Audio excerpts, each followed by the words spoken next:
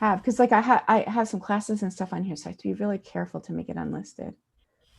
All Gotcha. right, do you see the little YouTube thing? Yeah. I do. I do. Okay, here we go.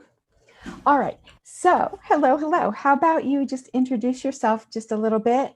Um, 5 minutes. What's going on with you in life? Oh, okay. Well, my name is Sherry Hoffman. Some know me as Sherry is Dancing. I'm part of a large community here in Seattle of dancers and healers and artists. And professionally, Sherry Hoffman. Um, my latest thing that I'm excited about is my business, Tending the Spark. Tending the Spark. I call myself a grief tender, a joy sparker.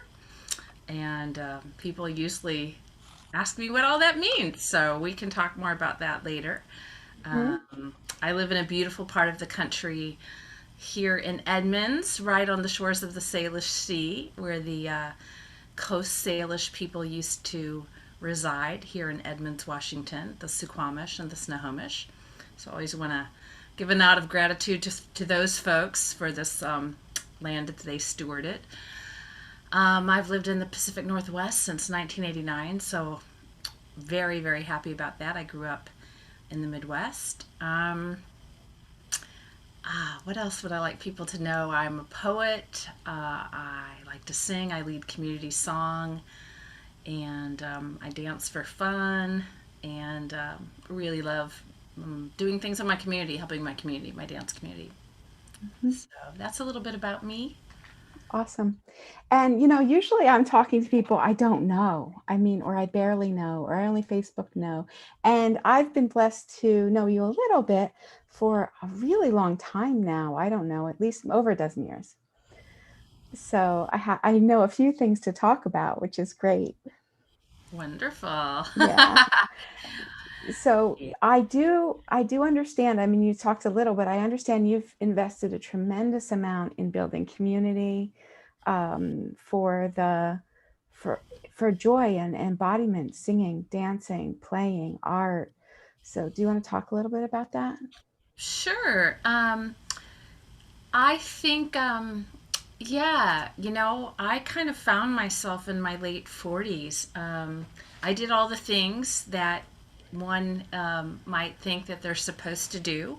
I found a way to get into college, worked hard, got scholarships, went to grad school, learned a lot about education, counseling, that kind of thing. And then after I got out of college, I took a part time job and anyway, ended up in sales, high tech software sales, which led me to Seattle. But at some point in time, I realized that having the house and the cars and traveling and all that was great, but something wasn't feeding my soul.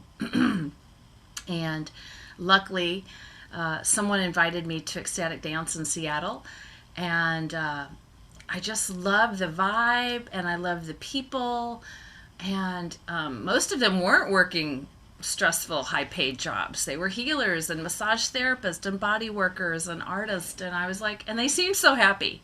And I'm like, what's going on here? And the more that I danced, the better I felt. So I had not been an embodied person, really at all. No mind Mm. body connection, no real practices for stress relief, for expression, just traveling and doing presentations to bank boards. I'm like, really? Yeah. Anyway, that was good for me. I mean, I don't regret it. It was good for me when it was. But then I became part of ecstatic dance, and I was just really touched by how good it felt to be with these people, how good it felt to be in my body, and started hanging with these people outside of just dance. Going to gatherings and planning things together and celebrating one another. And eventually that culminated in a few of us, some people that had been involved in Dance New England, Hmm. basically had a vision. And a group of us got together and said, let's form something called Dance Camp Northwest. And so that was something that happened 8 or 9 years ago that I feel really proud of, that we we did grassroots. We raised the money and we got the people, and we sort of found our way through the dark to the light, and started a dance camp. So people out here wouldn't have to travel all the way across the country to go to Dance Camp New England. And we took some pointers from some folks in California, and from really all over Vancouver, whoever wanted to join in and help us. And that camp involved all kinds of, not just dancing, but there was singing, there was meditation, there was yoga, circling, the kind of things people might call authentic relating now. Just we had so many wonderful offerings, live music, dance sets, and yeah, just something that I'm passionate about, community and dancing. Throw in a little singing and circling, and that's just like paradise for me. So Yeah. yeah, it's really amazing. Unfortunately, we haven't had it for the last 2 years, Hmm. so that's there's sadness there. But yeah, we've really chose to be safe here and place everyone's health, first out here in the Seattle area. Hmm. Yeah. Just for my information, are any of the day or evening dances happening there yet? They are beginning to happen, mostly outdoors, because it's summer here, although we're experiencing an extreme heat wave. Hmm. Yeah, people have been dancing in parks and places like that so far. Mostly both. A Zoom, still doing Zoom dancers. There's people doing Zoom, Yeah. and there's people doing dances in the parks. So, which is nice to get outside and enjoy nature. But Yeah. there's talk of there's actually supposed to be an in-person dance this weekend, and it got canceled because of the heat. Yeah. So, yeah. Yeah. I understand. I've been watching the Dance New England stuff since now I'm on the East Coast for a while. And there's some dances going on, but indoor ones I noticed they're starting to say for people who have the vaccination. So are any of those conversations happening? Absolutely. Yeah. I mean, the recommendation is to wear your mask unless you're vaccinated, to wear a mask Yeah. and to socially distance. So, um, for me, my face is such a huge expression for me. Dancing, smiling. Yes. Um, I'm not feeling attracted to wanting to dance with a mask because A, you get really hot if you're really moving. So, Yes. um, I think I'm going to prefer to wait until, most people, we're getting there. We're like 70 to 75% vaccinated out here. So, I'm going to wait a little bit. Plus, it's really warm right now. It's like I can wait Right? till it cools down, right? Till I dance in person, and outside is Yes. a nice option. So, Yes. And you were also, the last time I talked to you, which was a little bit ago, you were doing online singing circles. Are you still doing that? we have just taken a break for the summer. So I did one full year of this. I called it the sweetness of singing. Mm. And every other Friday, I would lead an hour to an hour and a half song circle, and really uplifting chants, mantras, usually not super long songs, nor songs that you'd hear on the radio. I think the only song we did that most people would know was If I Had a Hammer. But um, there's a lot of singing festivals now called Singing Alive. There's Singing Alive Appalachia, Singing Alive Cascadia. Mm, And a lot nice. of these young folks really, they call it catching a song. And they compose these really beautiful songs about being embodied, loving the earth, um, uh, just really, really, really sweet songs about self love and not taking care of Nice. yourself. They're beautiful songs. So that was my idea, is to share some of these, especially during COVID, these songs that have really carried me. And some of them are what we call pocket songs. There may only be like 4 lines, but they're really powerful. They might be like, you carry your ancestors with you. Hmm. You're rooted, you're grounded, you're aligned. These things Hmm. that that makes me Yes. feel good. That's the Yes. kind of stuff I want to put in here. So Yeah. yeah, that's been a real joy. I never sang in a choir, never had voice lessons, any of that. So this was really about bringing your imperfect voice, which was perfectly fine, to Hmm. just, and I have such a joy, and people say, gosh, you just light up and you laugh and you make this really fun. And I don't have this 3-octave range or amazing vibrato, but I can carry a tune, and I bring a lot of joy, and I curate amazing songs. And Hmm. whether they be grief, joy, like I said, being grounded, yeah, it's really fun. Yeah. And so, so many in the spiritual deepening or whatever religious stuff are not always very focused on the embodiment practices, on the actual moving, actual singing, actual dancing. Like, and this is like your specialty, one of your specialties. So, can you talk a little bit more about that? Because I think it's so important. Well, yeah, they sort of go hand in hand, I feel like, especially people who study the yoga and the chakra system. It's like singing, and I encourage a lot of breath. It's like, okay, this song, you're going to need to take a little sips of breath, so let's breathe. And I always do a grounding meditation, Mm. no matter what I do. If it's a circle or a dance or whatever, it's like, let's get embodied. Let's notice where we're feeling, what we're feeling in our bodies. And yeah, they do. They're very much the same. And of course, if people wanna, this helps you when you're singing. Mm-hmm. I always encourage people, if it's online. Some of my mentors, like Debbie Nargi Brown, she's a dancer, a drummer, and a singer. So she brings all of that, and it's all very embodied. But for me, it's about my throat chakra was closed down from my childhood. I was at some Mm. point, I think, told, "Shut up, we don't want to hear you sing anymore," and that was that. I didn't really start singing again until my 40s, and circling it has also helped, having that moment where the floor is yours and you can speak Mm-hmm. uninterrupted. So yeah, relaxing your core while you're singing. It's, yeah, embodiment and singing are very much tied together. So yeah, thanks for Yeah. asking. Yeah, it's all about the breath. Mm-hmm. Um, yeah. Yeah. And the movement, like actually owning our bodies and enjoying our bodies and moving our bodies, Mm-hmm. feeling our Exactly. bodies. Yeah. Yeah. Yeah. So I want to say something while it's present for me. Yeah. Just talking a little bit more about the breath. This something about COVID and doing all these online offerings. I got a lot more in touch with breath as a way to calm yourself down and to get in touch with your body. If you come into a situation and you're nervous or anxious, or maybe you're just bringing some energy from your traveling, you've been in your car, it's like to be able to slow yourself down with your own breath and to be able to create spaciousness just by slowing down and breathing, and expansiveness. And that's just, it was, I know everybody's been talking about it forever, but when you get it yourself, when it Yes. really lands in your body, that you Mm-hmm. have control of your nervous system and how you feel, it's life changing. It's illuminating. Mm-hmm. So Mm-hmm.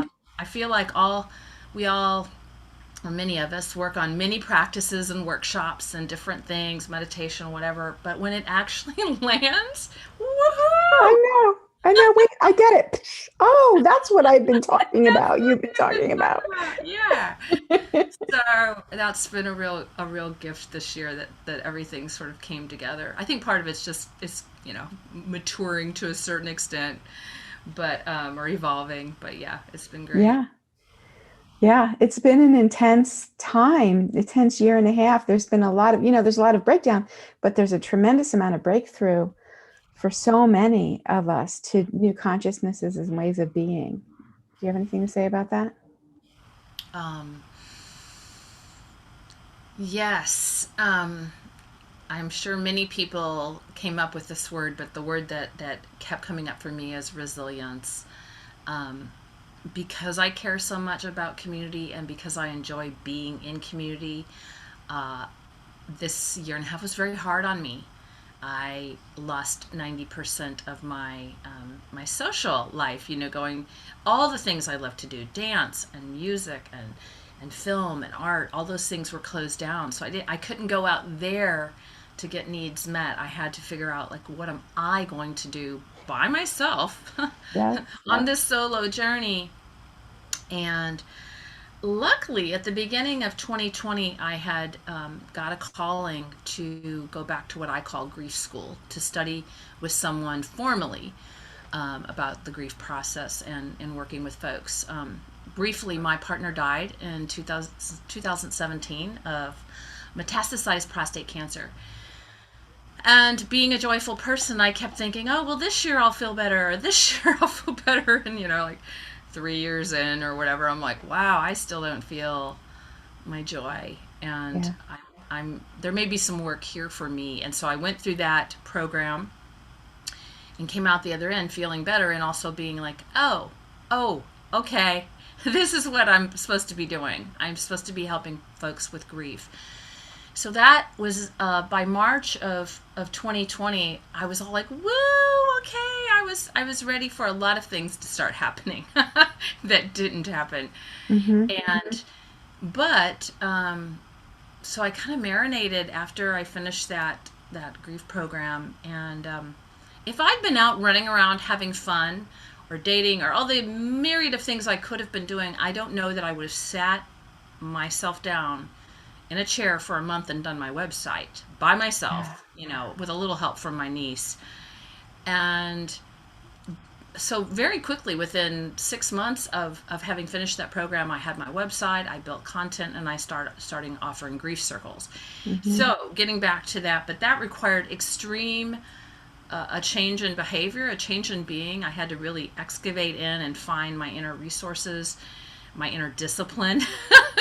It was a bit rusty, I must say, and and really focused, and keep asking questions like, what makes my grief experience different, and what can I bring to folks that's different, and how do I want to do this, and how does it look during most grief circles are in person, how does this look online, and just kept asking questions, doing a lot of inquiry for myself, and yeah, so it's well, and yeah, so I started the grief circle, the song circle. I took my one of my women's circle online. I took over another women's circle. That's a whole nother story. But so I learned a lot too. It was a very deep time of learning this kind of leadership, this kind of facilitation. How do you do this as opposed to in person? So Mm-hmm. huge learning curve, and I'm very grateful. So it's mostly been good. Once I was like, okay, you're gonna do this. You're gonna figure out how to do some things alone. You know. So Mm-hmm. yeah, thank you for Yeah. asking. Yeah. And since you've been, it's been a very intense, rather short period in which you are learning whole different ways of leadership. Yes. So, I mean, you had done so much and you'd done so much, and you'd grown and healed and changed so much. But there's this past time, it's been a real shift. So, I'd love to hear, like, as much as you're willing to say about what you learned the easy way and hard way, lately. I think I was one of the first people to get Zoom bombed. Really?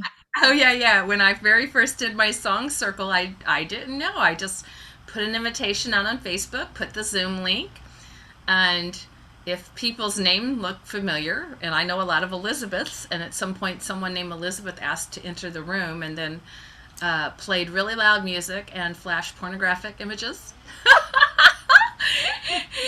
And to be able to stay on your feet and be like, okay, everyone, let's just exit out. Everybody said I seemed really calm. I was sort of in shock.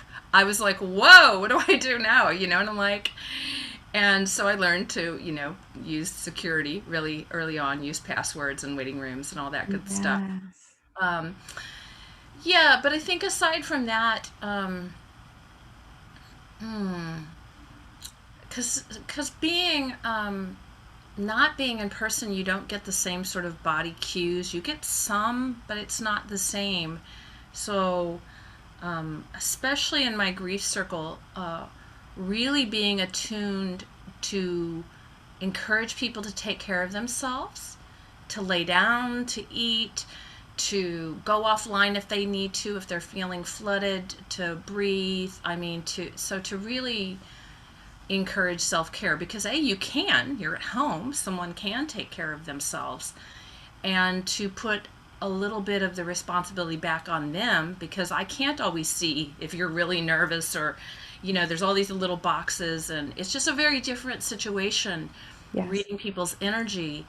um, and but to be very cognizant of that, and to have that list of here's what you can do if somebody says something that triggers you, what can you do, and not feel awkward about it or not feel like it's okay. I'm giving you permission. So there was a lot of permission, but was amazing too. Like song circles, because people are mostly on mute unless you invite them to sing because of it's not a very synchronous way to sing. Um, People had their little kids, and people are making lunch, and people are driving, and so this incredible diversity of people on their way to road trips telling us we wanted to tune in while we're on our way to Cannon Beach. Fabulous. you know so being open to people being busy in the background, or just being like, you know what, come as you are. And just yeah, very different invitation than when you're in sacred space. Right. you know, is a lot busier. It's definitely on my song circle, and sometimes on my women's circles, because um, I think the understanding is this is a tough time. If you show up to a circle, yay for you, because there's a lot of struggle going on. In many different ways here in Seattle, financially, and rent, and where am I going to live, and I'm worried about my family, I'm worried about my job. I mean, just so many stressors, and it was like, come to circle, come as you are, lay down, Mhm. share as you will, go offline if you need to, and so that's a very different way of being than being in person. So I learned to give people a lot of leeway. And that's good because it also helped me with my own letting go, not having to be so in control of things, which is really Yes. good. Yes. I don't know why that went off. Buzzers, it's part of life. Yeah. So, Yeah. um, the one thing I haven't heard, I mean, you seemed like to tangentially talk about it, is you started leading a women's circle that you were in for a long time. What was that? Yeah. So couple different things. Let's see. So back in 2015, I took a part-time job for to supplement my income, and I'm a part-time touring agent with Redfin. So I go out and show people homes and do open houses. Really perfect, awesome part-time job for me. I love it. I love showing homes. I love people. It's a big decision. They need support. Wonderful. But I quit going to a lot of the dances I was going to. I quit going because I was working on weekends. I was working some nights. And I had, without knowing it, kind of sawed off some of the legs to my table. And within even a couple weeks, I started feeling bad. And I was like, whoa. And I'm like, I need a women's circle. And I talked to a few friends, and they're like, if you started a women's circle, I would join. So luckily, in 2016, I started my own women's circle that I lead, the Good Medicine Circle. That's been going on since, so we're in our 6th year. That's wonderful, wonderful. if you need support, a women's circle. It's amazing. So I had started, and I had been in a women's circle in Capitol Hill for years before that. Eventually, people just started, as women's circles sort of naturally do sometimes. Some stay together for 20 years, and some, after 4 or 5 years, everybody's off in a different direction. So I had been in enough circles that I knew what to do. Then, during COVID, a friend of mine um, started a women's circle just for COVID. And this is unbelievable. She was holding women's circle every day for 1 hour, Monday through Sunday. Oh my So, gosh. as you can imagine, that went on for a couple weeks. And then she was like, I think, and I never went to the weekend ones because I was always busy, but I would maybe go Monday, Wednesday, or Friday. So 2 or 3 times a week. It was awesome. Talk about pillars in your life. It was like having coffee with your closest friends like 3 times a week. And eventually she started to get some burnout, and it went from oh, will you facilitate a few times? To finally, she's like, I need a break. And so I took one day. I took Wednesday mornings. Mm. And um, so just recently, I celebrated a full year of 52 consecutive weeks of holding a women's circle every Wednesday morning. Wow. Um, so uh, I have become, well, luckily, just even this, the format you and I are using, like having to see your face on Zoom, which is really crazy.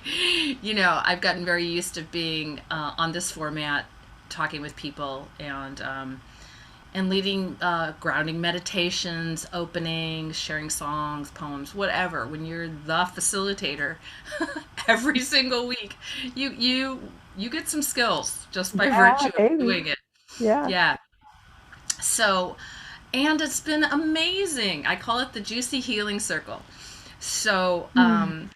I have become so close to women all over the country: California, New York, Missouri, you know, here in Washington, Camino Island, Poulsbo, Olympia. Um, and to be brought together during such an extraordinary time during the pandemic, and to have a place to really just be whatever you're going to be, you know, let your guard down, express yourself, cry, laugh, breathe, drum, you know, whatever. Um, it's just been, it's been wonderful. It's been supportive, healing, nourishing. Yeah. So, yeah, I am. I don't even know what to call that. I've been thinking a lot about what do circle people call themselves? Like, are we just circlers? Are we mentors? Are we facilitators? There feels like there needs to be a better leaders. You know, a better word though, that a specific circle leadership. What is that? And it's, to me, it's a really big thing. Yeah, Mhm. very needed. Yeah, circle leadership. That's cool. I like that. Yeah, yeah. Yeah. So There is a lot to learn, a lot of over and then many subtleties and different in person and online. yeah, yeah, Mhm. yeah. And everything kind of weaves together too. I mean, my different circles. Some people from my women's circle will come to my song circle, or, you know, things like that. And I interweave singing into almost everything I do now because I find it's uplifting. And the other thing that's really beautiful, a gift from Zoom, is that people who think that they can't sing, well, you're on mute. You can, if you're Yes. a great singer, find your harmony. If you are a new singer, sing along or Yeah. record the song and sing with it later. It's really given a lot of a wide berth for everybody to sing. Little kids, people who want to just sing during, or who just want to listen to singing during their lunch hour. They don't have to sing. They can just take in some uplifting music. So Oh, it's been that's been really sweet. Yeah, very encouraging yes. for everybody. Yes. Yeah. Yeah. So many, I just want to appreciate that. I know this is just your life, but all these things that you're doing are such a gift for so many people. I feel that, you know, I met with someone a long, long time ago, and I'm not sure if she would call herself a seer or a psychic, or, but she said you're going to do your best work when you get older. And Mhm. yeah, a mystic like yourself, and then she also, anybody who knows anything about astrology, I'm a Gemini, and Geminis are really, really, really young. And I came in, and I've always felt that I came in very young, and I'm sure there was wisdom there, but I've felt very young, and so it makes sense for me that it would take me most of my life to integrate it all. But now that it has integrated and landed, it feels really good. Um, you know, I just, yeah, I had such a hard time seeing myself as a singer, as an artist, or a dancer when I was younger, and to be able to take it in, receive it, I am that, and then to be able to share that joy, like, hey, if I can do it, anybody can do it. You know, in Yeah. my grief circles, I do an 6 week grief circle, and I encourage people to do an art project. And I'm like, I don't care what it is. It can be arranging sticks in the dirt, you know, making beach art, just something that's artistic that is an expression of yourself. Because we all have that. We all do. And don't let anybody tell you you don't, because you do. Hmm. Song, poetry, dance, you know, photography. I mean, there's just an infinite ways that we can express ourselves creatively. And if you would have asked me that in my 30s, are you ever going to end up incorporating art? No, I'm not an artist, you know, whatever. So great to let go of those ideas that aren't true and don't serve us, you know? Yeah, yeah. Well, we get this idea that this is art if it's like, you know, professional. If you've been trained or get money, then it's different than me just mucking around in my kitchen or in the yard. And it's not. Right? Yeah, everything's right. Cooking's an art, gardening's an art, flower arranging. Hmm. Um, yeah, yeah. I was a long time ago, I was in a coaching program here in Edmonds, Invite Change. And a woman came up to me and she's like, "Oh, you must be an artist." And I was like, "Well, what makes you say that?" Because I certainly didn't identify as an artist. And she's like, "Oh, just the way you put yourself together, the way you dress, the way you know, certain panache." And I was like, "I'll take it." Maybe I'm on my way. So that was the beginning of being like, if other people are seeing things in me, why can't I see that in me? You know? Yeah, So, yeah, took yeah. a while, And, you know, from my perspective, the most important part about being an artist or a creative is how we live our life. right? And that, you know, that you've got in spades. So, Yeah, yeah. It's been quite a journey. Wow. Um, I'll say a little bit about that. So I grew up from the time I was 6 years old until the time, pretty much until I left home in a family that embraced the organization Jehovah's Witnesses. So I think a lot of that, so much got stifled, both from my parents, their style of rearing, raising me. And so I've spent the majority of my adult life getting free of the constraints of my childhood and the religious messages and, you know, finding my own way, finding my own light, my own beacon. And yeah, that's quite a journey to, you know, the great. I like to call it the Great Unwinding. So nice. a lot of us have that, you know, whether it's our childhood or decisions we made when we were young that we're like, oh, I wish I hadn't have done that. You Hmm. know, but it's possible, and it's possible to step into your true self. The invitation's there.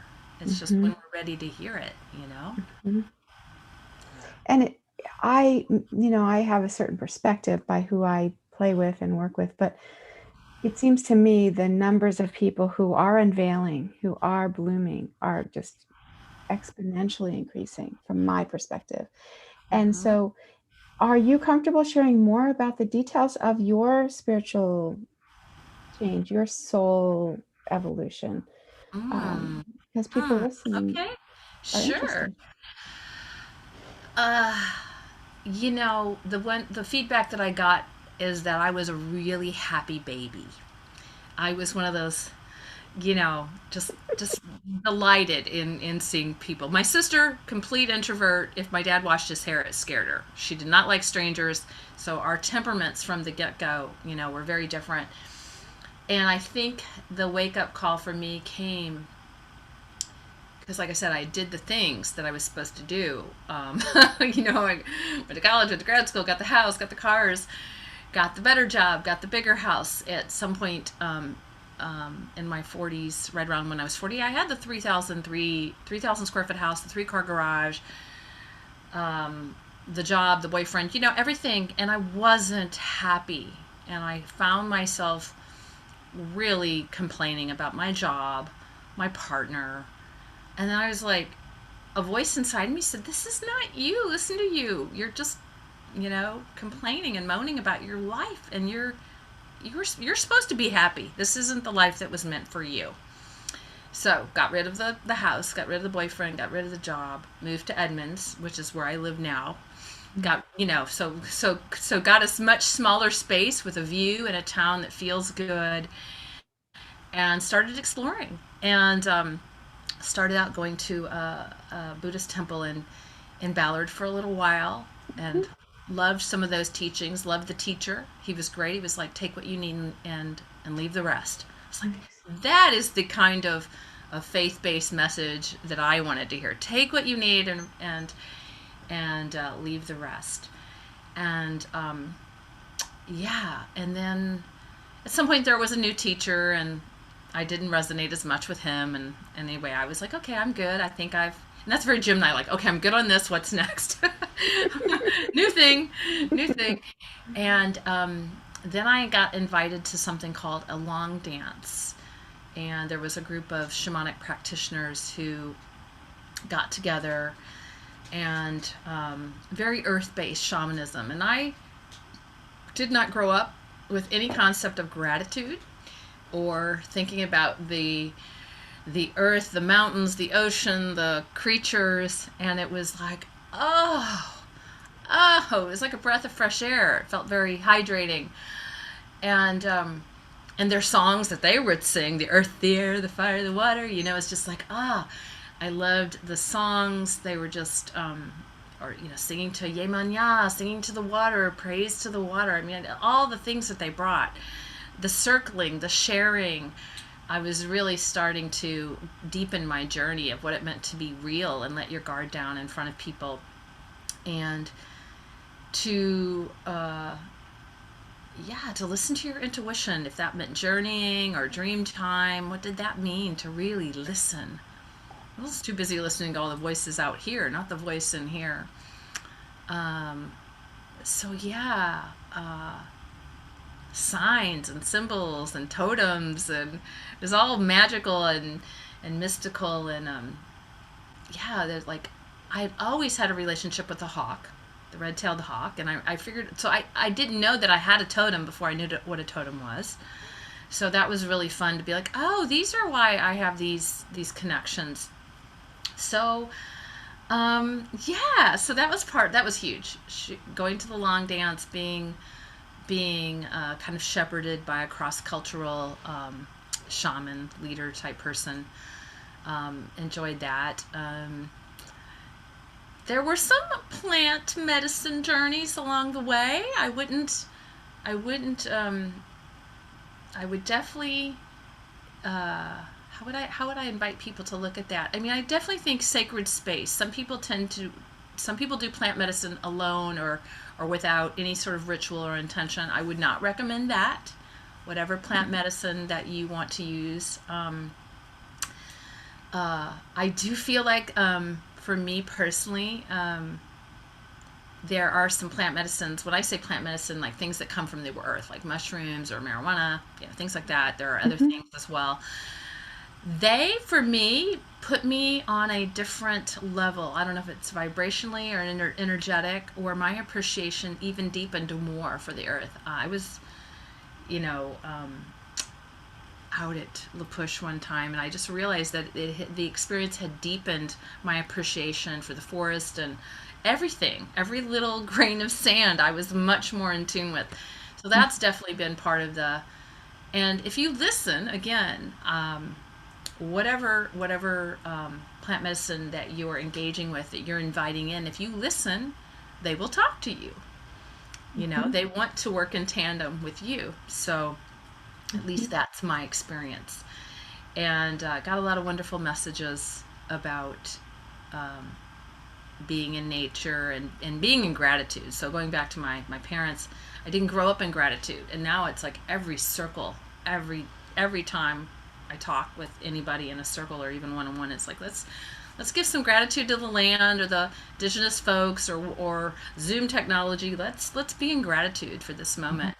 So that's a life changer. Once you take that in spiritually, emotionally, energetically, psychically, it's a life changer because your whole outlook on life. There's so much to be grateful for, and I've been there. Many people have been there where you're suddenly over in this box where you're criticizing or complaining about everything. Mhm. That's not a joy-filled activity. Mm-mm. That is a drain. And it may feel good for a little while, but it's probably not good, and sure, do it, but keep it brief. That's not where I want to live. I don't want to live in Yes. that place. I want to live over here in joy and gratitude. Um, yeah, there's such an aliveness that I get from that. So it's very nourishing. So, and then anything else about the journey? Then at some point, the shamanic route was good, and I still have a lot of that in my life. But I had questions. I questioned things a lot. I do a lot of inquiry. There felt like some things that were appropriative of Yeah. indigenous or First Nations people.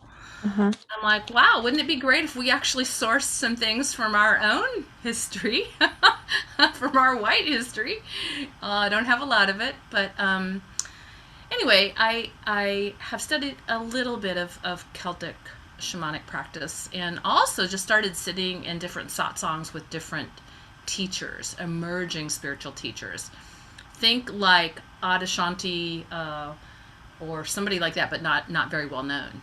Somebody who's just talking about the oneness and be here now, and but folks that are willing to come to Edmonds and sit in circles, so they're not up on this upper echelon. They're not, maybe they haven't made it to SANS yet, the conference for the non-duality folks.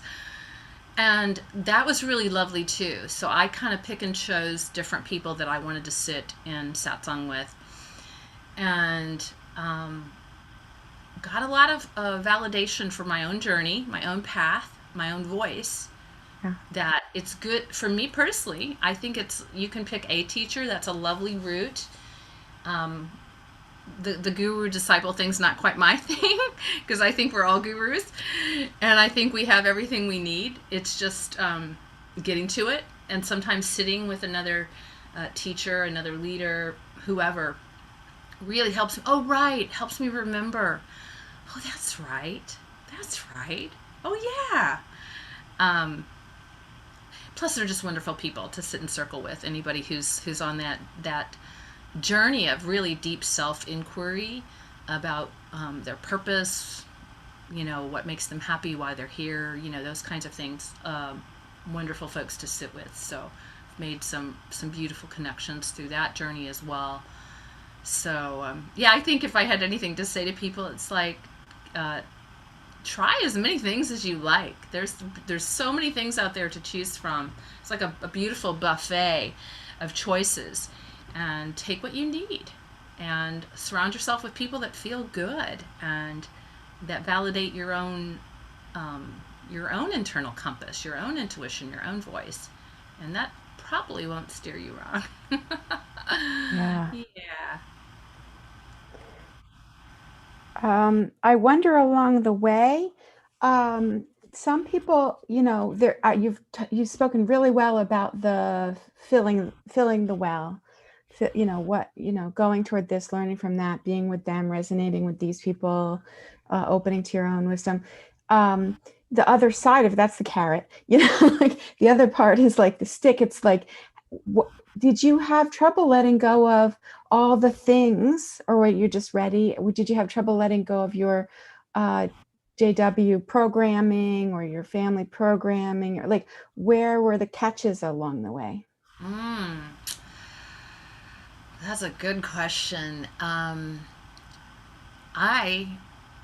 I'll speak to the JW thing. I think that's such a journey when I use the word inculcated. Yeah. It's like you've been programmed, like you said, from such a young age. It's taken me. I saw a show on Netflix, and it was about Scientology, and it was amazing, amazing. If you want to know, and they took one whole episode, and they said there's one religion that's very close to Scientology in its kind of weirdness, and it was the Jehovah's Witnesses. And it wasn't. It kind of hit me full force how much of a cult they were in. I hadn't. It's hard. It's sometimes hard to embrace that you were in a cult. You were inculcated in a cult, and so I think there's little vestiges that I will continue to undo that are still in there that I don't even know about. Ways of looking at things. But I think doing all these investigations into other things definitely helped, definitely have helped unwind some of that. Um, I think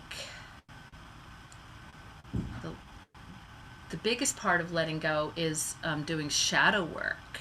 So if you've done any, if anybody's familiar with the Enneagram is a way of personality typing people.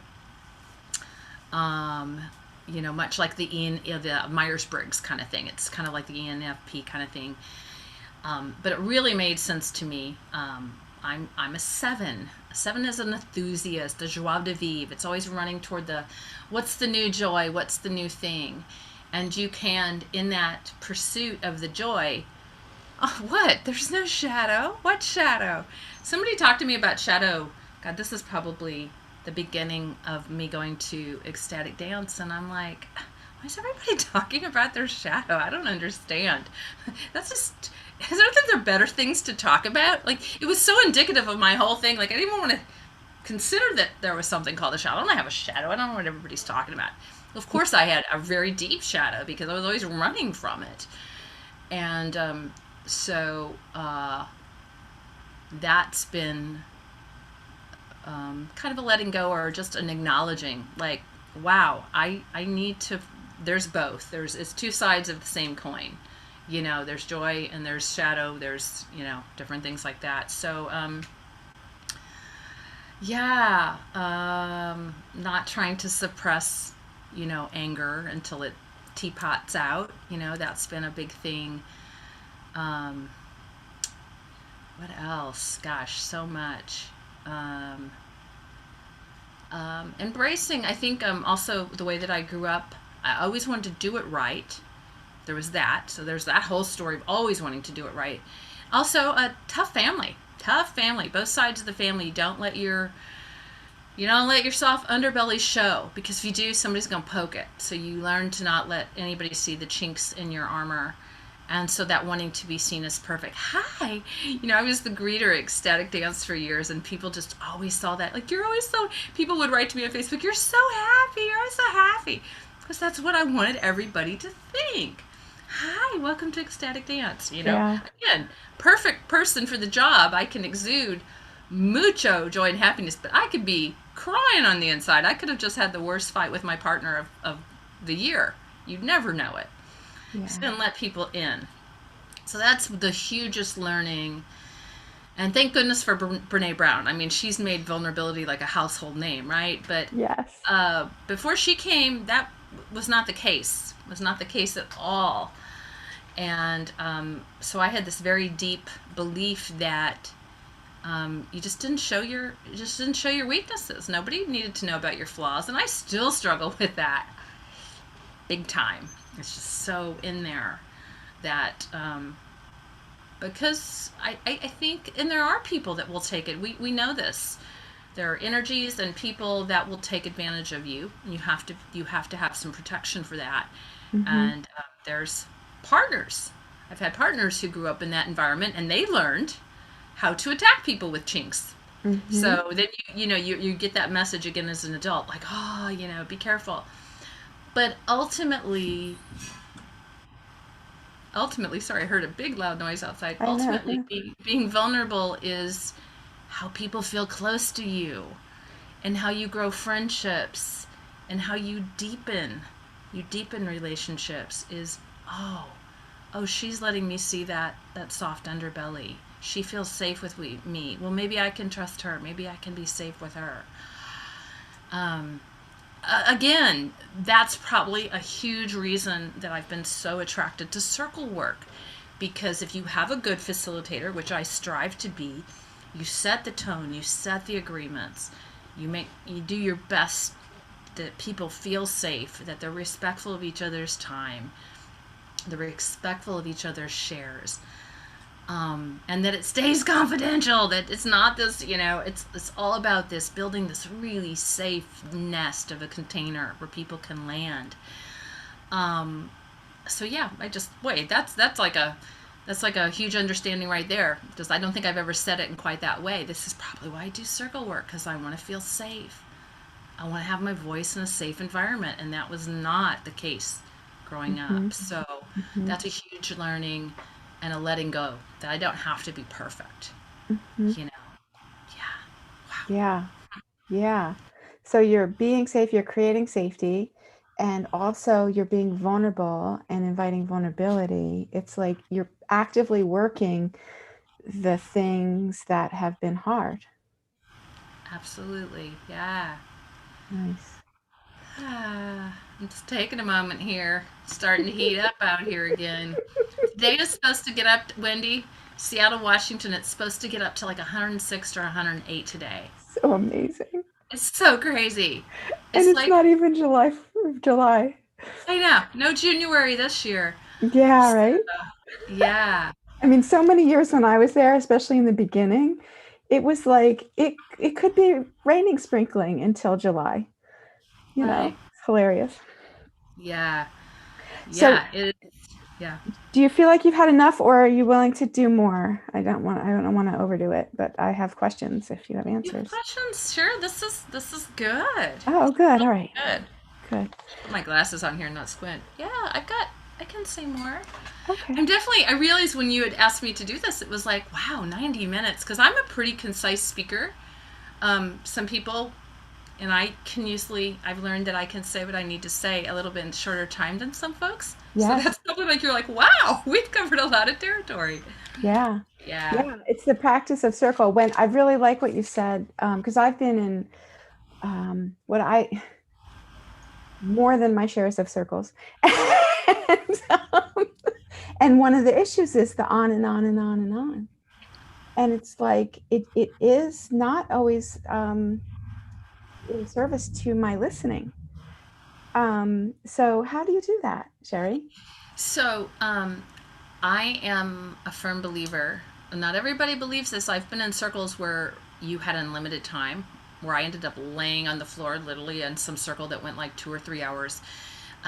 That's not my style. It's not my preference, and I don't implement that in the circles I lead.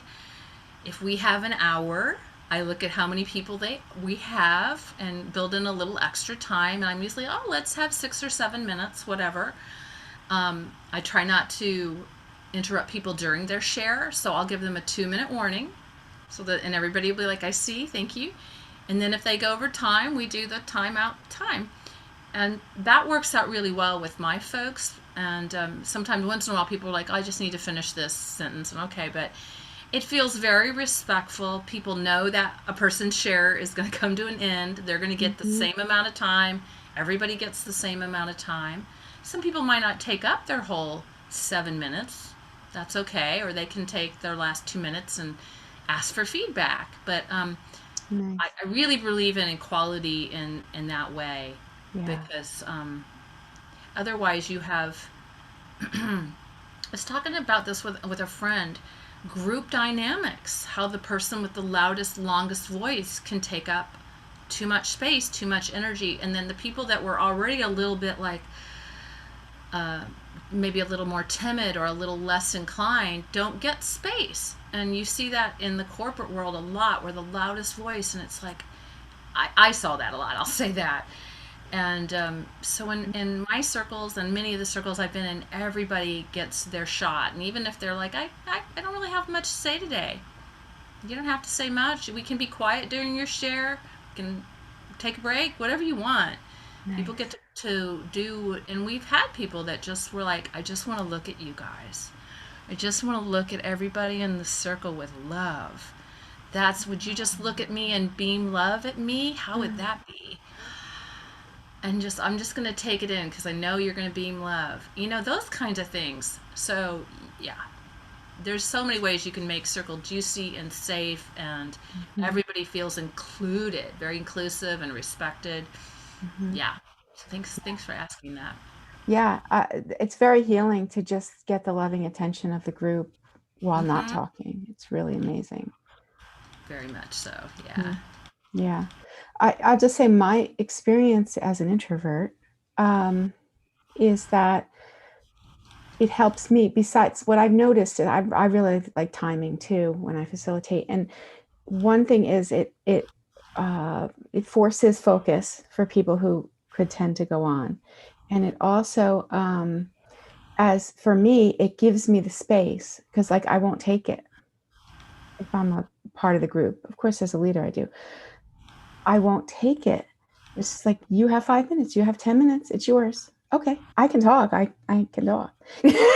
But it needs to be welcome. And so that welcomes me to say, you have 5 more minutes. And Yeah. it's been very healing for me. I just wanted to pass that on because that's the other side of it. That welcome is so important, that invitation. It's always it's your time to do however you whatever you want with us. So lovely. Yeah. Yeah, it's beautiful. Good. Okay.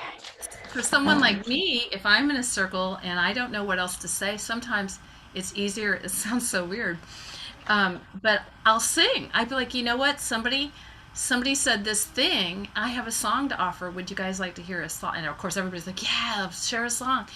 And that's a different way of expressing. And sometimes it's this really cool cohesive thing, you know, like you feel a vibe in the group and you're like, I want to sing because I'm hearing this thing going on in the group and that's what I want to sing about. So yeah, it's very cool.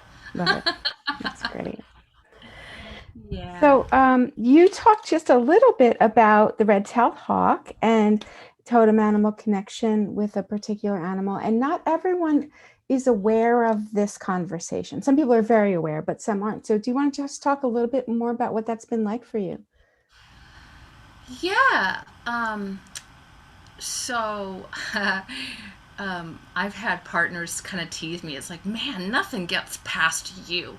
You remember everything, you see everything. Well, that's the hawk. The hawk is up here looking down from that 10,000, you know, whatever, very high, you know, looking off, trying to see the whole picture. And I try to do even more than that. I see the whole picture and then I try to bring it down to the bottom line. So distill it. It's like, what's the whole deal? Okay, now what's the bottom line? And when I started reading about the hawk and the vision, the visionary, and seeing everything and following everything and noticing little movements, I was like, yeah, I really resonated with that. And I also read that it's very common for Geminis to have the hawk, and I don't remember why, but I was like, okay, you know. And I'm an air sign, whoop, whoop, whoop, you know. It's like funny story being an air sign. When I first came to the community, everybody was talking about send your roots down, down, down into the earth. It's like you're a tree, go down into the cold, da da da. I'm like, I don't want to do that. I want to send out branches. I want to go up. Why does everybody want to go down? I want to go up. Yeah. Branches. I'm a Gemini. I'm like, I want to branch out. You know, I want to weave the web. You know, that's the deal. I once I realized in almost every tradition too, like the Mayan tradition and the straw, different things that I explored, I'm the connector. I'm the seed. I'm the one who spreads the deal. And then once you, if the thing that I find really good about some of these models, whether you know, you can look at them again, take what feels resonant and leave the rest. And I was just like, well, most of them are kind of telling me the same thing. I don't have to be a total astrology guru or I don't have to go deep, but they're telling me the same thing and it resonates. So I think there's something to this. So it's very interesting to me that I spent so much of my life not being a community person at all. You know, just being this, you know, mouthpiece, which I was very good at. You know, when you're a salesperson, you're basically a little bit psychologist, a little bit educator, communicator, entertainer, performer. You're doing all this stuff, you know, to help people embrace what you're trying to sell them. But there's not really, I didn't do much community building, maybe with my clients, maybe. You know, I was pretty good with my clients, but nothing like actual, uh, like what I do in my real community, weaving the web, checking on people, knowing what's going on, you know, those kinds of things. So, Hmm. Yeah, beautiful. hmm, I have a theory that everything works together. Everything is part of the web that brings us to our true work. And it's really interesting. It was interesting to barely, but to watch you when you started your grief work, like you just had so much skill. You had, I mean, you're just the business was obvious, and communication was normal, and sales is something you're good at, unlike a lot of solopreneurs. You just came with all these skills that you had in your back pocket, and then all these connections that you've been making for so long, and it just seemed like you were ready, so ready. So could you talk to that? Sure. Thanks for bringing it around to that, because all the work that I've done in community and building community and encouraging community and getting community to come together, that's all really important.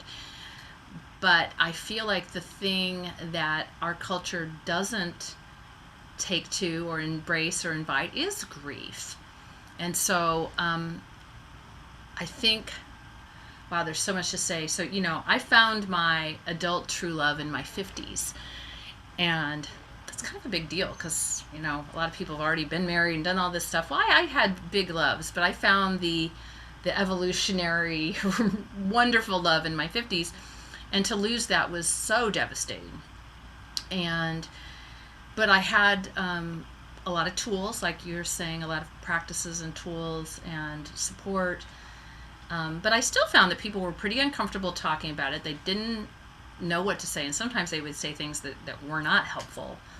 And so, doing that, getting into grief work, it did. It felt like it was important for me how can I bring all these skills to bear, and all these people that I know to extend, this invitation to come and circle up any kind of grief. And some people were like, shouldn't you silo it to this? And I'm like, no, right now I just bring it, whatever it is.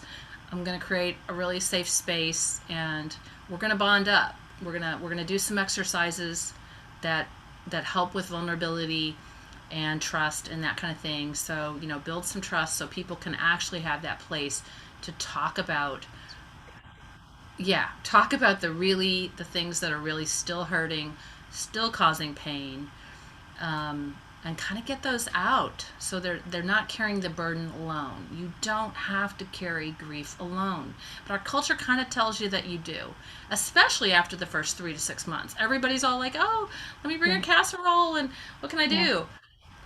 The bulk of the grief is happening way later, 6 months, a year, 2 years. It's still there. And who do you talk to that about if everybody just is like, yeah, I don't really want to talk about that, or that makes me uncomfortable. So, tending the spark was the name that I came up with. And because you may still have your spark, but it's really low and you need some mhm, help, whether it's a group, one on one, you need somebody to help you fan that spark, and for as long as you need it, for mhm. 6 weeks, 6 months, years. Um, and it's all about moving from that really, not rushing. There's not a prescribed time frame you should be over your grief, but helping you get back to your joy. And it may even be, it more than likely is, up and down, a seesaw, but to get you to help, get you closer to your joy. And then also to do some inquiry to help um, move that grief, to ask questions like, when was the moment that everything changed for you? Like, what happened where you really were aware of grief? And people are like, oh wow, let me think about that. What was the moment that changed everything? Oh, I got tingles just saying that, and then having them express that. Maybe they've never thought about that exact moment. So, um, Mhm.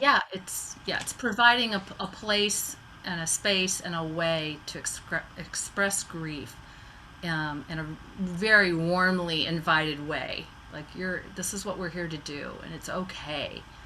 It's not, nothing is taboo. Being really angry is not taboo. Being, wanting to hang out in your robe for a week is not taboo. Whatever. It's all welcome and uh, and understood. You know. Yeah.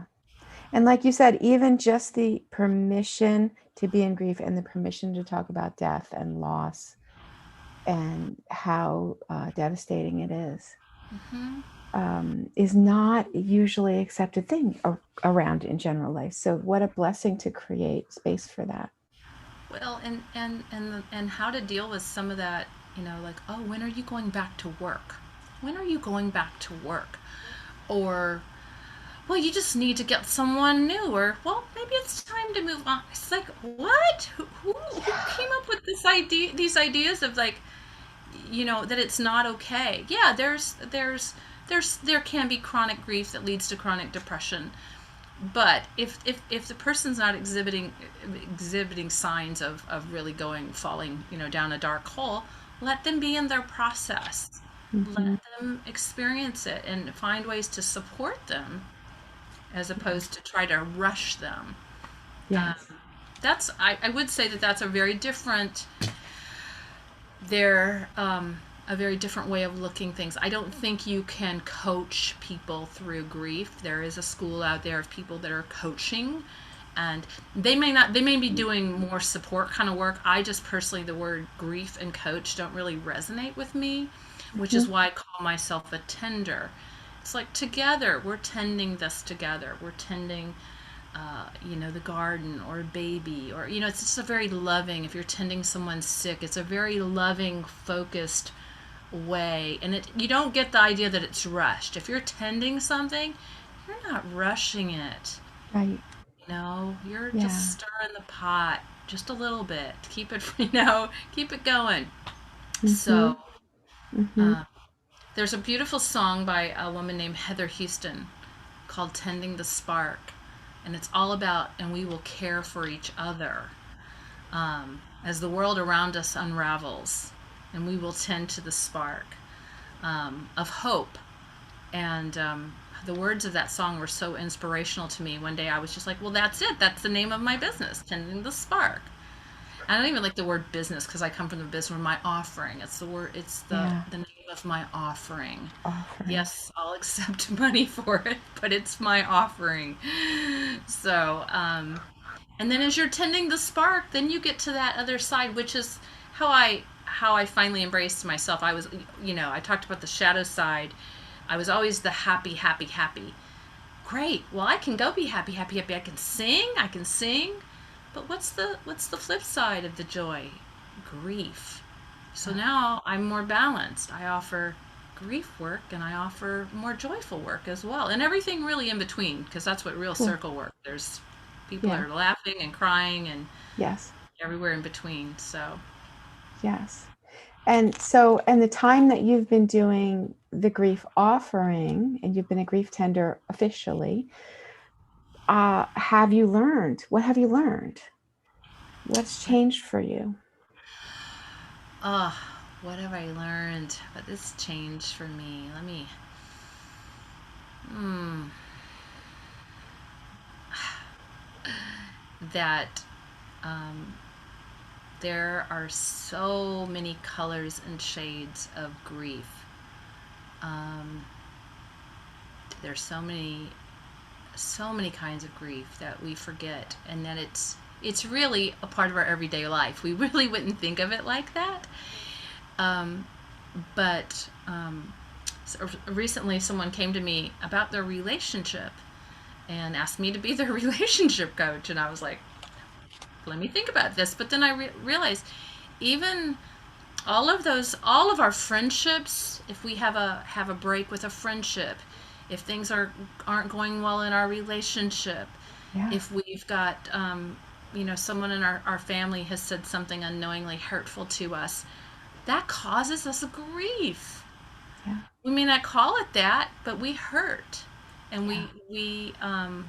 we feel deep sadness. It's not always loss, or death. There's grief about, can be the loss. It can be just to be the break. It can be grief of being misunderstood. It can be grief of loss of innocence, of not. I mean, it's just there's so many shades, and when you start getting into it, it just touches us in so many different ways, and how people want to express it, very, very different.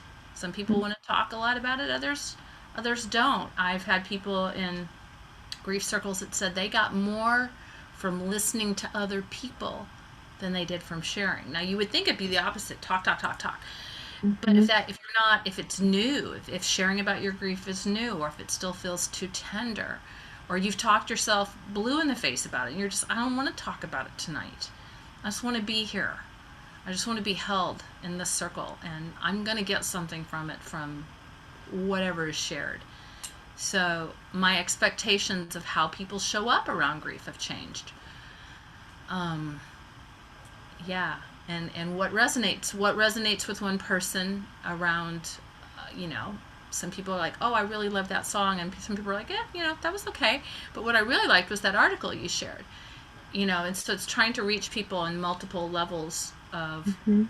what's going to really support them and resonate with them in terms of their journey. So yeah, it's been fantastic. And it's intense, Wendy. It's intense. Of course, you know. Yeah. I it's even though I've circled with women for years and years and years, and circled in community, and done shamanic circles and all kinds of different circles, it's definitely the most intense. Why? Because it's the most vulnerable. It's the most naked. It's the deepest we go when we share our grief. Because again, many people like me have been taught, don't let them see you when you're down, and so it's like, okay, I'm really going to let you see me Yeah. struggling in pain, over this loss, or this experience, you know. Yeah. So Yeah. Just you talking about it had me tune in. Like it's just so sharp at first, especially. It's so sharp. And it's like it takes the legs out from under me. That's another picture, slide tackles. And there's a lot of ways it shows up, but it can be just so intense. Um, yeah, I think the thing that's been, one of the trickier things is, I've had some folks show up to circle, and they think that we're going to start going deep the first night or the second night. And so maybe they've screwed up the courage, that they're just ready to, "Whoa, I just want to talk about this." Well, then there's other people, like you said, it's really sharp. It's yeah. And so those are the folks that you're like, "Oh, I don't want to make them talk about anything, right, because they don't feel safe yet." So I spend the first session to two sessions, trying to build the container. And so to set that expectation for people that, okay, I know some of you might be ready, but we're not going to go quite yet. So if you can just hold and get to know the people in the circle. Like, I really, that happened where someone was like, I feel so disappointed we didn't talk about grief tonight. I was like, yeah. oh, okay, good to know. So just again, everybody's very different, and there's no prescribed, way of doing it. You Yeah. really have to kind of lean in and listen. And there's also every circle has its own personality, about how fast you want to go. So yeah, you got Mhm. to tune in. 6 weeks is um, great in so many ways. And for some, it might seem short. Have you had extensions in circles? Yes. So my groundbreakers, I call them my groundbreakers. We just, we just bonded up. Everybody in the Hmm. group, and I mean, I participate in the group too, because I think it's important for them to see me be real. I'm not Yeah. just this facilitator leader. I don't like that, impassive thing you get with some counselors, where they just sit there and, Yes. no, Take it's like, notes. no, we're in this together. There's a reason I'm doing this work. There's a reason I'm with you. Yeah. And, anyway, after the circle was over, we continued to meet once a month. So we keep that bond going, Nice. and they know that whatever builds up over the month, that they have this place to bring it. So, that's been really special too. And some groups are like, no, I'm good, or everybody's busy, or everybody's got places to Hmm. be. Right. Okay. And yeah, that's fine too. They get what they need. Hmm. So, I certainly offer it to every circle if they want to keep coming, or if they want to. And then I also do one-on-one work, and, Yeah. that's good too. But, yeah, Yeah. uh, everybody's so different. Yes. It's Everybody's amazing. needs It's are so, wonderful. Yes. yeah, yeah. And then how has doing I mean, you really dove into the deep end on this one. How has this helped you in your own process? How does this help? Because some of the exercises that I have people do, I do myself. So, like, I do some intuitive writing. You know, like I said, there's when did you notice that everything was different, or whatever. I can't think of a real, but I do those,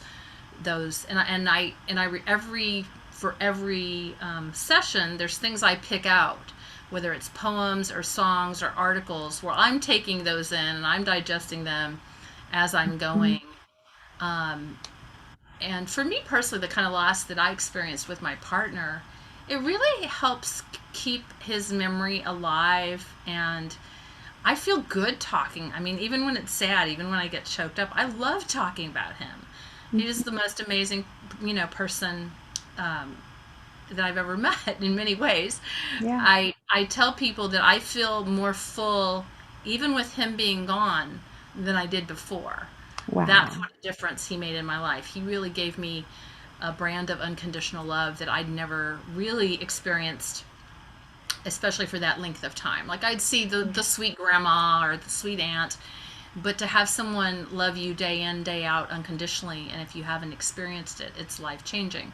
So Yes. to be able to talk about also how devastating that is to lose Yes. that magnitude of a relationship, but to keep that alive for myself is a way of honoring him and honoring myself. And Yeah. it feels good. I That mean, is cool.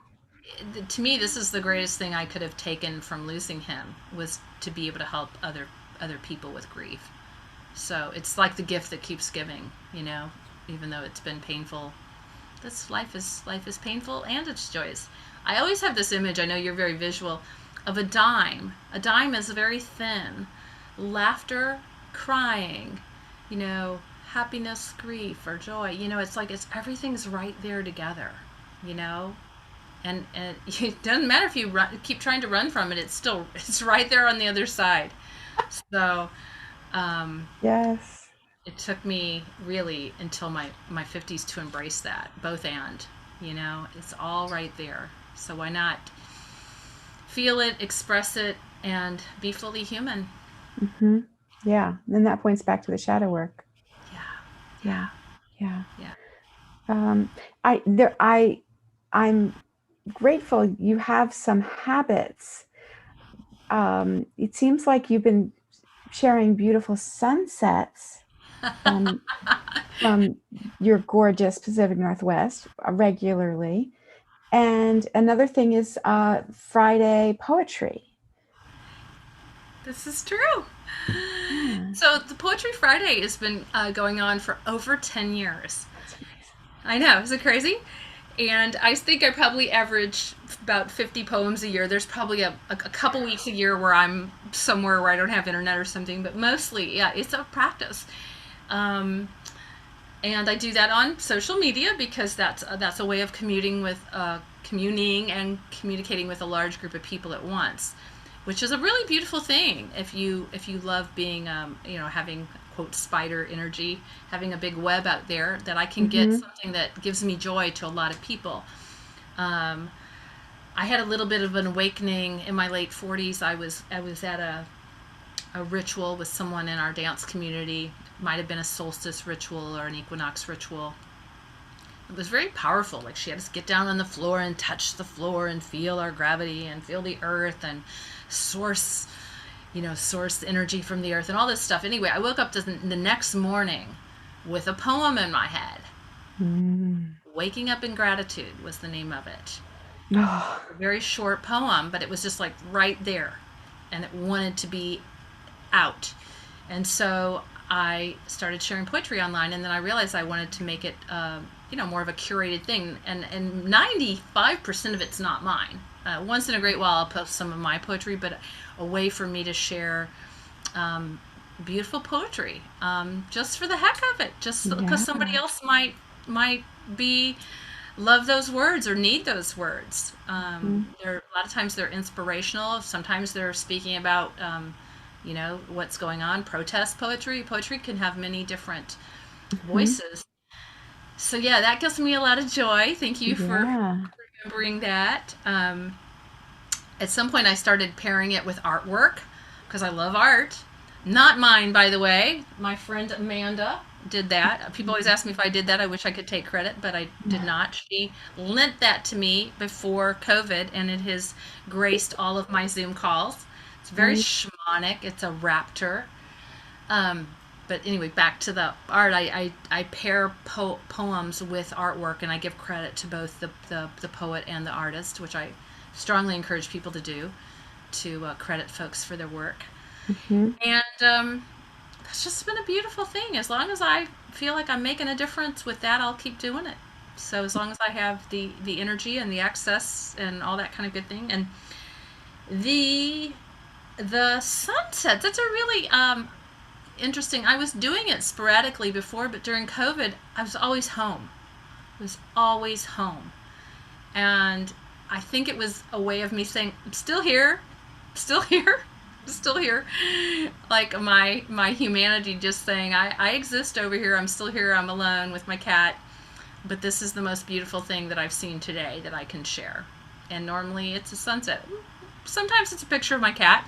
He's pretty beautiful too, but having a west facing condo with big windows that faced the Edmonds Ferry and the Salish Sea. It's just the perfect backdrop for sunsets and Yes. appreciation, you know. Yes. So So often I'll see one, I'm like, gosh, this is the best one. The next day I'm like, gosh, this is the best one. Like they're just so really good. my favorite recently was the solstice one. On the Sunday of solstice weekend, it was just there was stripes of color and the fair. I mean, it was all together. Yeah, so Yeah. that was very recently. That was a favorite one. Last night was pretty good too. It was like just almost red. It felt like the heat wave embodied in a sunset. It was just like wow. Mm-hmm. So yeah, yeah. I think that's so important as you get older is to identify what gives you joy. And if you are the kind of person that you're extroverted enough to want to share it with a bunch of people, wonderful, share it. Mm-hmm. If Mm-hmm. you're at home and you're an introvert and you're just painting, then that's, you're painting and it's just for you. That's wonderful. Just Mm-hmm. figure you're listening to the birds in your garden. Whatever gives you joy. It's so important. Yes. And for me, I'm unpartnered, and I don't know that we um, acknowledge that enough. For Mm-hmm. especially during COVID, folks who are without family, without roommates, that may be unpartnered, or they don't have family or friends right around the corner to go visit. Yeah. Um, I feel like being able to express things with a group of community online, even if I'm not seeing him, it's still saying hello. I'm here. I'm still here expressing myself, even though Mm-hmm. I'm alone. I want to feel. It's a way of feeling more connected, really, Mm-hmm. Mm-hmm. and that's connection is so important. Yeah. And it takes the courage, it takes the overcoming to get it out there, and that serves you. But I'm bringing it up also because all these little things you do, so many things. All these things you do, even these little things like posting a picture, it's showing people into the web more. It's connecting, it's sharing yourself so they share them. It's like you're doing all these things, I don't know how much consciously or not, to develop community and to help everyone come, take care and come forward. Um, it all matters. It does all matter. It's some of it's conscious, some of it is unconscious. Yeah, it's both. Um, Something that's real present right now is Gabor Mate. Dr. Gabor Mate, he's known for his trauma work, just put out a movie called The Wisdom of Trauma. And he did a lot of work with people out on the streets in Vancouver, homeless folks, drug addicts. And the message It sounds so simple. I mean, I know it's not simple to help people, but really, lack of connection is one of the key things with people that are struggling. Lack of connection, lack of support. You know? So if that's just one piece of the pie to being a healthy person, it's like the more that I can do, whether it's conscious or unconscious, if it's just a desire, you know, my own desire to connect, it's like, yay, you know, yes, calling people into the web of connection. You're a part of this, you know, even all the comments on Facebook. That's how people feel connected. That's how some people have their voice, you Yes. know, and yay, bring it as long as it's not Mhm. abusive. Right. You will your comment will get deleted if it's abusive, but no, 99% of the time it's people that are happy or like thank you, you know, gracious and grateful and wonderful. Hmm. Yeah. Yeah. Yeah, So, could we do one more question? absolutely. Okay. Um, you know, you're speaking of connection, and I am wondering about intimacy, you know, because it's vulnerability and because I tend to put it under the connection that we have, the belonging that we have, the oneness that we are made real for the body. Hmm. And a lot of what we're talking about, you're helping people make the connections real for their body, being seen, being heard, being touched, being moved, being real. And so just speak to that if you want. Is there anything you want to say about that? Ooh, um, well, back when things were back in our normal world, I was a super hugger in the Fremont Solstice Parade. So that was an amazing experience to me when I first came to community back in 2000, 2007, 2008. How many people just want to be hugged by someone dressed in a red cape? Complete strangers would come up, big burly guys, little old ladies, everybody wanted a hug. Physical intimacy is so important, and it's a real challenge during COVID and being alone. Thankfully, here in Seattle, I went to one of my first gatherings over solstice weekend at a beach party at Golden Gardens, and the hugs were longer, and I think we really. Yeah, they were quite luscious, and as people were kind of filling back up on that connection, even if they were partnered, just having connection with community, with friends, it's really important. Back before COVID, I actually, boy, this is vulnerable. I had a few folks in my life that I would ask to come and cuddle with me, Yeah. and that's pretty revolutionary to I think for most people to think of a single woman, maybe inviting a male that already has a partner, his partner knows, to come over and Yeah. just cuddle and just be Yeah. held. And Oh, maybe so healing. it's like the pillow talk almost without the sex. You know, it's like, oh, how are you doing? Oh, look how sweet you are. Yeah. And we are meant to be touched. Babies don't thrive if they're not touched. And we live Mm. in a culture that doesn't really acknowledge that. For older folks, for single people, for homeless people, for everybody. You know, there's a lot of chronically undertouched people out there. Yes. So um, I always, you know, say you can get consent, ask for a hug. If you want a hug from somebody, may I hug you? Would you be willing to give me a hug?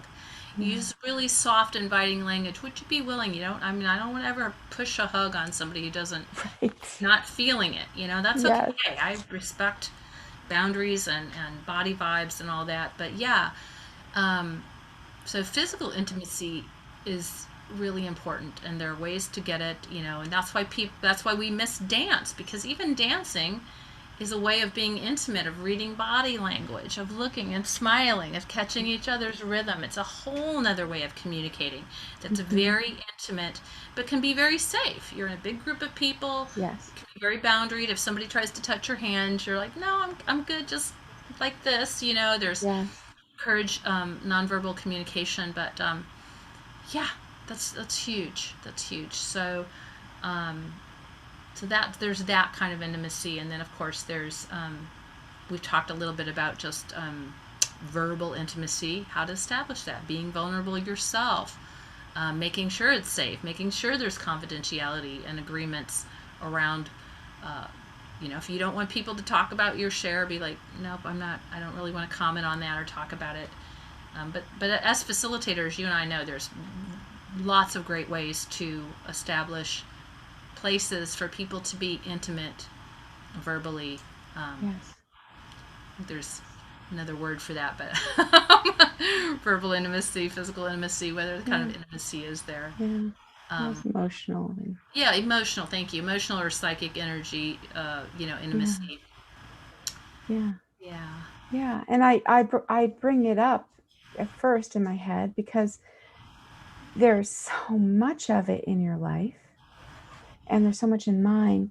And my experience has been like I never thought I'd top out on it. I never thought that like I'd ever like be like that's enough today. Right. Ever, ever, ever. Right. But like in my work, I'm intimate all day long, Right. all day long. And I'm just like, that's enough for today. And I just wonder if you have that experience ever. It's hilarious. I do. I do. And people are amazed, though. I do recognize that in myself. I have a much greater capacity for people, for communication. Up to a point, I really thrive on it. It really feeds me. But Yes. yes, I can get too much. Today's going to be a big intimacy day. There's you. I have an hour and a half client. Then a friend is coming over for her birth for a pre. I have a women's circle that I'm running tonight in my lobby where it's air conditioning, and a friend is coming over for a little birthday. So there's like four separate events. Very Well, intense. I will be pretty toast after that, but I have nothing on the burner for tomorrow. So Right. that I will have plenty of time to replenish and, maybe go to the beach by myself or something. Yeah, I did never Yeah. think that I would tap out, but when you start to do really intimate work, um, and same thing during COVID, when was that? Where are we? Yeah, I went to see my family in March, and they had been vaccinated. I had been vaccinated, and I got to be with people non-masked for a whole week. And I saw friends on both sides of my trip. And I came home, and I was like, "Wow, I think I'm actually full for a while." It's a wonderful feeling to get your intimacy needs met. Yeah, it was wonderful. I got to see people, and I got to eat with people, and cook with people, and all the things that I wasn't getting to do. It was Oh, amazing. So, nice. It's but wonderful. I do think people should look at that. I think that when we're talking about, that kind of pie of self care, all the different pieces, yeah, I would encourage and invite people to look more at physical intimacy if they're not getting it during COVID. Like, how can they get Yes. that? Can they get a Yeah. vax buddy? They just, even if it's just cuddling on the couch with anybody of any gender, just somebody, Yeah. body awareness, Yeah. it's really Yeah. cool. Yeah. Yeah. Awesome. It's all part of tending the spark, right? It is. Your own It fanning really your is. own, taking care of your own fire, your inner fire, your needs. Yeah. Yes. Beautiful. Well, you've been so generous. I'm just going to drop an idea. If you want to close with a song, you can or not. Wow. But you can think about that while you tell us how can people be in touch with you. People can be in touch with me at tendingthespark@gmail.com. My name is Sherry Hoffman, Hoffman, Sherry like the wine, Sherry.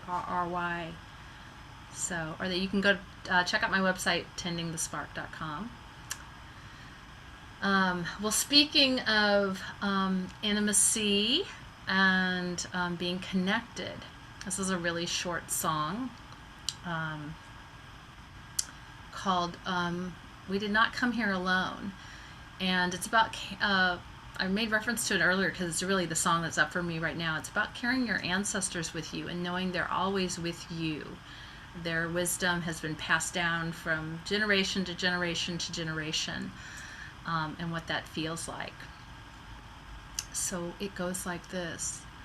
I did not come here alone. I carry my people in my bones. I did not come here alone. If you listen, you can hear them in my soul. I did not come here alone. I carry my people in my bones. I did not come here alone. If you listen, you can hear them in my soul. I did not come here alone. I carry my people in my bones. I did not come here alone. If you listen, you can hear them in my soul. If you listen, you can hear them in my soul. Mm. Thank you for letting me share that. That's by the Peace Poets. Thanks all for all the song carriers, all the inspired folks out there, because without them we wouldn't have the songs, song leaders, the mentors and teachers who teach me about songs so that I may share them. So grateful. So grateful to be here with my own good friend, modern mystic Wendy Wolf. Yay! Woohoo! Wow. I Awesome. didn't know I could do it. I didn't know I could do it, Wendy. I didn't know I could talk for 90 minutes. 90 minutes. What the heck is she going to talk about? Trying to keep from wilting over here in Seattle. So, yeah. Anyway, it's Awesome. been super fun. Thank you so Okay. much. Thank you so much. All right.